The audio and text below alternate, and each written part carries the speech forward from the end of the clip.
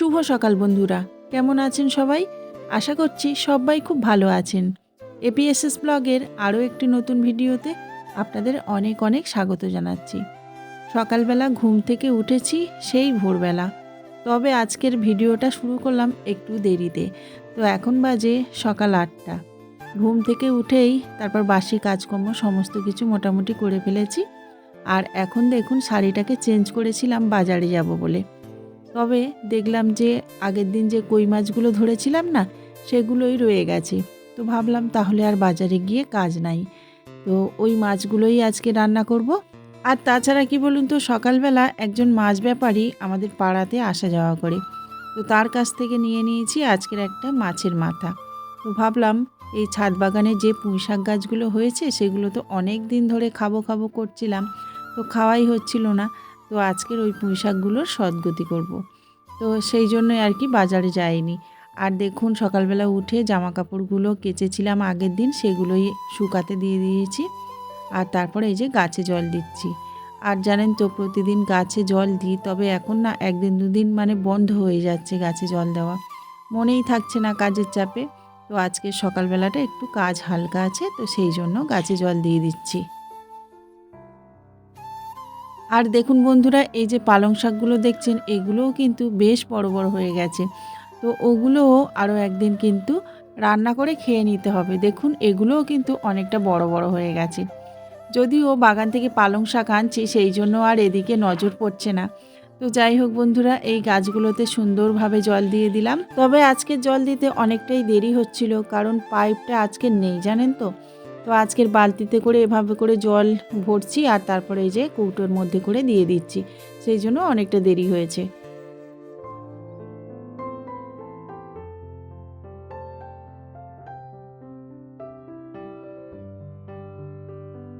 ছোট অবস্থাতে পুঁইশাক কিন্তু একবার কেটে খেয়েছিলাম, তারপরে এই এখন আবার ফড়কি ছেড়ে এত বড় বড় পুঁইশাক তৈরি হয়ে গেছে। আর দেখুন এখন কিন্তু ভিটুলি হয়ে গেছে, আর কিছু দানাও কিন্তু পেকে গেছে। তো এই সময় না খেলে পরবর্তীকালে আর খাওয়াই যাবে না, একদম বুড়ো হয়ে যাবে। তো সেই জন্য এই যে কেটে নিচ্ছি পুঁইশাকগুলো। আর কতটুকু একটা সোলার ট্রের মধ্যে এই গাছগুলো দেখতেই পাচ্ছেন বন্ধুরা। তো আমি এরকমভাবে সোলার ট্রে পেলে না ফেলি না, তো ওর মধ্যেই গাছ লাগিয়ে দিই। আর এটা হচ্ছে একটা জল ফিল্টারের অংশ, যেটা বাতিল হয়ে গেছিলো, আমি সেটাকেই কাজে লাগিয়ে দিয়েছি। দেখুন বন্ধুরা, ওর মধ্যে হয়ে আছে কত রকম গাছ, ফুল গাছ আছে, ঘাস ফুল গাছ আছে, তারপর আছে কুমড়ো গাছ, তারপর আছে এই যে পুঁইশাক গাছ। আর এখানে এই ট্রের মধ্যে কিন্তু অনেক কটা পুঁইশাকের দানা পড়ে গাছ হয়েছে। তো সেই গাছগুলোও কিন্তু লতিয়ে লতিয়ে নিচে চলে গেছে, অনেকটাই লম্বা হয়েছে। তো এখান থেকে এই গাছগুলোকেও তুলে নেব।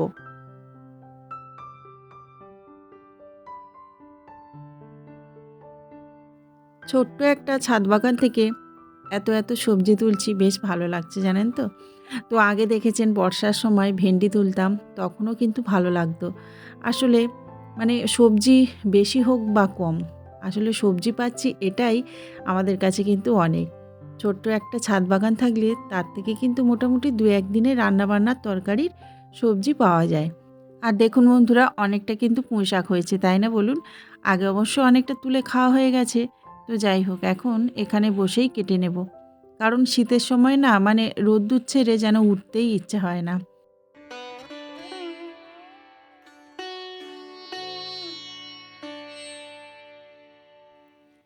বাগানের জন্য পুঁইশাকের দানাগুলোকে রেখে দিচ্ছি। আর জানেন তো, যখন কুমড়ো কিনি বা করলা কিনি বা দানা জাতীয় কোনো সবজি কিনি বা ফল কিনি, তখন কিন্তু সেই দানাগুলোকে আমি গুছিয়ে রেখে দিই ওই বাগানে বসানোর জন্য। তেমনভাবে দেখুন কতগুলো দানা আমি জোগাড় করে ফেললাম, এগুলোকে নিয়ে রোদ্দুরে দেবো, তাহলে সুন্দরভাবে শুকিয়ে যাবে। আর যখন আমার মনে হবে যে পুঁইশাকের চারা বুনবো, তখন ওই দানাগুলো নিয়েই চারা বুনতে পারবো। আর এই যে দানা বা সার যা দাম, কি বলবো বন্ধুরা, সার তো কিনি না, এই যে সবজির খোসাগুলো নিয়ে আর পচিয়ে আমি ওই জন্য গাছে দিই। আর তাছাড়া এরকমভাবে সবজির খোসা পচানো সার দিয়ে কিন্তু ভালো হয়। তো সেই জন্য দেখুন ওই ট্রের মধ্যে আমি সবজির খোসাগুলোকে পচাচ্ছি, আর মাঝে মধ্যে ওখান থেকে মাটি খানিকটা করে তুলবো, আর তারপরে গাছের গোড়াতে দেব। তাহলেই মাটি দেওয়া হয়ে যাবে, আবার সারও হয়ে যাবে।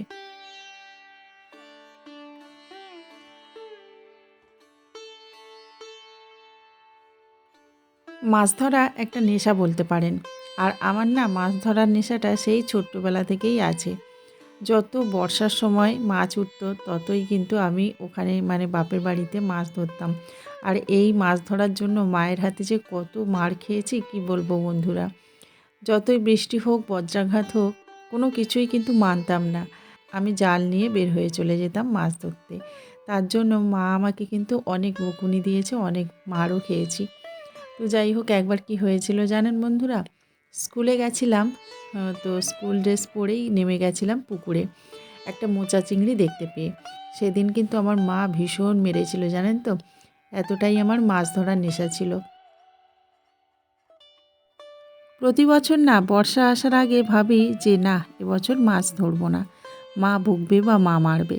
কিন্তু যখন বর্ষা আসে আর যখন দেখি কই মাছ, মাগুর মাছ, চিংড়ি মাছ ভীষণভাবে সব বেয়ে বেয়ে যাচ্ছে, তখন আর নিজেকে আটকে রাখতে পারি না।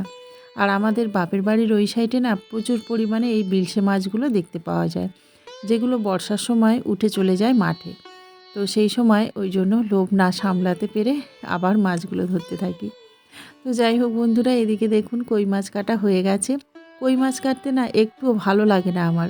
যদি বলেন কোন মাছ কাটতে ভালো লাগে, তাহলে আমি বলবো যে সব মাছ কাটতে ভালো লাগলেও কই মাছ কাটতে একটুও ভালো লাগে না। ওই যে পাশের কাঁটাগুলো কাটতে না ভীষণ মানে কষ্ট হয়। তো যাই হোক খুব খারাপ মটি ছিল, সেই জন্য আরও দেরি হলো। তো কই মাছগুলো কেটে নিয়েছি আর তারপর দেখুন এই জামা কাপড়গুলো এখন ভিজিয়ে রাখছি। এগুলো এখন কাচবো না, তো এগুলোকে ভিজিয়ে রেখে ভাবছি যে একবার ভিজেই তো গেছি, এখান থেকেই স্নানটা সেরে ফেলবো। ছাদটা হয়ে বেশ মোটামুটি সুবিধা হয়েছে জানেন তো। তবে একটা দিকে অসুবিধা হয়ে গেছে কি জানেন, এই যে ছাদে সারাদিনের মধ্যে বেশিরভাগ সময়টা কেটে যাচ্ছে, আর তার ফলে দেখুন আমি অনেকটা কালো হয়ে গেছি। বোনের বাড়িতে যাই আর যেখানেই যাই সবাই বলে অনেকটা নাকি কালো হয়ে গেছি আমি। তো আমি তো বুঝতে পারি যে এইখানে রোদ্দুরে বসে থাকার জন্যই এমনটাই হয়েছে। তো যাই হোক রোদে বসা ভালো, কালো হওয়াটাও খারাপ নয়। তো সেই জন্য আর ওই কথাগুলোকে গায়ে মাখি না। তো এই যে পাখিদেরকে খাবার দিয়ে দিলাম আর তারপরে এখন পুজো ধরাতে হবে। তো গাছে কয়েকটা ফুল আছে সেগুলোই তুলে নিচ্ছি। আর দেখুন আজকের লক্ষ্মী জবা গাছে কটা ফুল ফুটেছে, এটা কিন্তু আপনারাই কমেন্ট করে বলবেন বন্ধুরা। আজকের থেকে একটা নতুন সিদ্ধান্ত নিয়েছি। তো এই ব্লগের মধ্যে একটা ছোট্ট করে প্রশ্ন রাখবো আমি, খুব সহজ, যেটা আপনারা ব্লগটা দেখলেই বুঝতে পারবেন। তো সেই প্রশ্নের উত্তর আমাদের যে বন্ধু দিতে পারবে সেই বন্ধুর নাম অবশ্যই এই ব্লগের মধ্যে ঘোষণা করব, মানে তার পরের দিনের ব্লগের মধ্যে ঘোষণা করব। তো আপনারাই কিন্তু কমেন্ট করে বলবেন যে আজকের লক্ষ্মী জবা গাছে কটা ফুল ফুটেছিল। মাছের মাথা দিয়ে পুঁই শাক চচ্চড়িটা আমি গ্যাসের উনুনে চাপিয়ে দিয়েছি। আর তারপরে ভাতটা রাঁধবো আমি ছাদের উপর গিয়ে। কারণ না পুজো পাঠ করতে করতে মোটামুটি অনেকটা সময় চলে গেছে। আর মনেই ছিল না যে পুজো পাঠটা আমি ক্যামেরা বন্দি করব।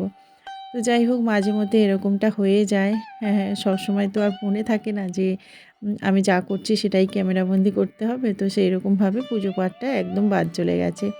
তো তারপরে দেখুন গ্যাসের উনুনে আমি তাড়াতাড়ি করে পুঁই শাক চচ্চড়িটা চাপিয়ে দিয়েছিলাম। আর তারপর ওই যে একটু কষিয়ে জল ঢেলে দিয়ে আর আস্তে করে দিয়ে চলে এলাম ছাদে।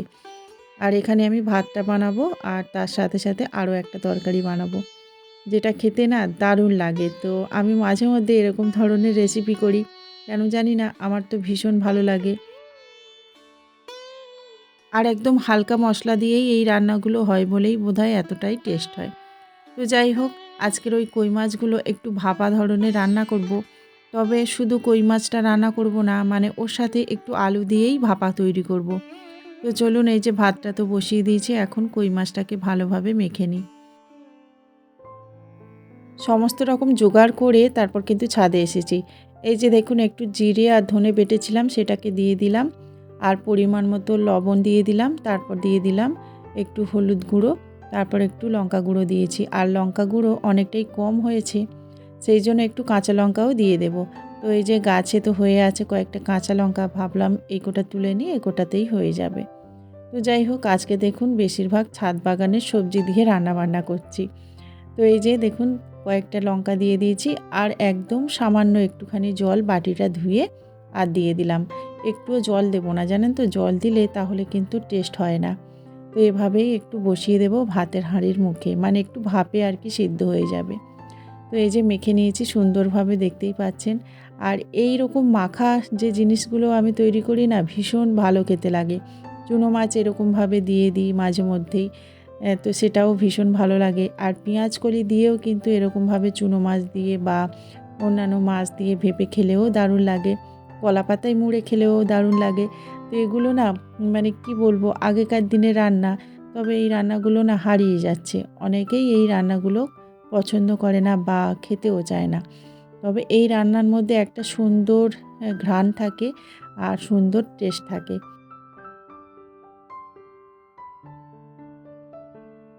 এটা হচ্ছে ফাঁকিবাজি রান্না, জানেন তো। একসাথে ভাতও হয়ে যায় আর একসাথে এই যে ভাপাগুলো হয়ে যায়।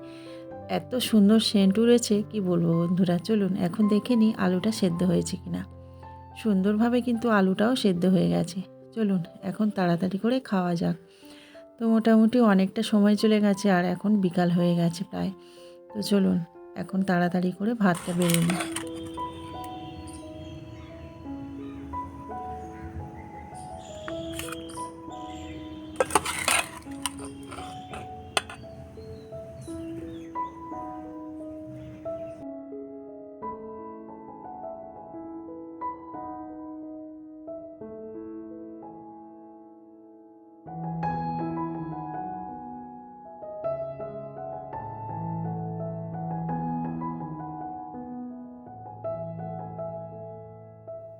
এখন না প্রায় দিন ওই বেলা 2:30 থেকে 3টে হয়ে যাচ্ছে ভাত খেতে খেতে। সকাল থেকে এত কাজের পর এই যে এই সময়টা খেতে বসি না, তখন এত ভালো লাগে এই খাবারগুলো, কি বলবো। যখন খিদে পায় অনেকটা না, তখন অমৃত লাগে খাবারগুলো। তো আজকে রান্নাটাও খুব ভালো হয়েছে, জানেন তো। পুঁই শাকের তরকারিটা যেমন সুন্দর হয়েছে, তেমন হয়েছিল কই মাছ ভাপাটা। তো আমি তো একদম চেটে পুটে খেয়ে নিয়েছি। আর তারপরে এই যে আবার কাজে হাত দিয়েছি। কাজের তো শেষ নেই বলুন। তো এখানে আমি ওই রান্নাবান্না করেছিলাম সেই জায়গাটা ভালোভাবে ঝাড় দিয়ে দিলাম, আর তারপরে যেখানে খাওয়া দাওয়া করেছি সেই জায়গাটা এখন ভালোভাবে ধুয়ে দিচ্ছি। তো মোটামুটি অনেকটাই কাজ আছে যেগুলো ছাদের মধ্যেই করতে হয়। সারাদিনের বেশিরভাগ সময়টা তো ছাদেই থাকি। গাঁদা ফুলের চারাগুলো খুব সুন্দর দেখুন। তো একদম মানে টাটকা টাটকা গাছ, বাজার থেকে কালকের কিনে এনেছিলাম। তো সকালে লাগানো হয়নি, কারণ এখন মানে সকালে লাগালে না কি হয় বলুন তো, অনেকটা রোদ্দুর ওঠে, সেই জন্য না কেমন কেমন হয়ে যায়। তো রেখে দিয়েছিলাম, ভাবছিলাম যে বিকালের দিকে বসাবো রোদ্দুরটা কমে গেলে। তো এখন তো রোদ্দুরটা মোটামুটি অনেকটাই কমে গেছে, তো সেই জন্য দেখুন গাঁদা ফুলের চারাগুলো বসিয়ে নিচ্ছি। আর এই টবগুলো তো অনেক দিন আগে থেকেই রেডি করে রেখেছিলাম গাঁদা ফুল গাছ বসানোর জন্য। তবে গাঁদা ফুলের চারা পাচ্ছিলাম না বলে তো বসানোই হচ্ছিল না। তো আজকের অনেকটা মোটামুটি দেখুন টব পরিপূর্ণ হয়ে গেছে। জানি না এই ফুলগুলো আবার কবে পাবো, মানে আমার পুজোর সময় হয়তো ফুলগুলো পাবো না। এত ছোট ছোট গাছ না, তো ফুল ফুটতে মোটামুটি অনেকটাই দেরি হবে। তো যাই হোক, বিকালবেলা তো এরপরে অনেক কাজ থাকে, গাছে জল দেওয়া, তো সেই সব কাজগুলো আবার করব। তো আজকের কিন্তু ভিডিওটা বন্ধুরা এই পর্যন্তই রেখেছি। তো ভালো লাগলে অবশ্যই লাইক কমেন্ট শেয়ার করবেন।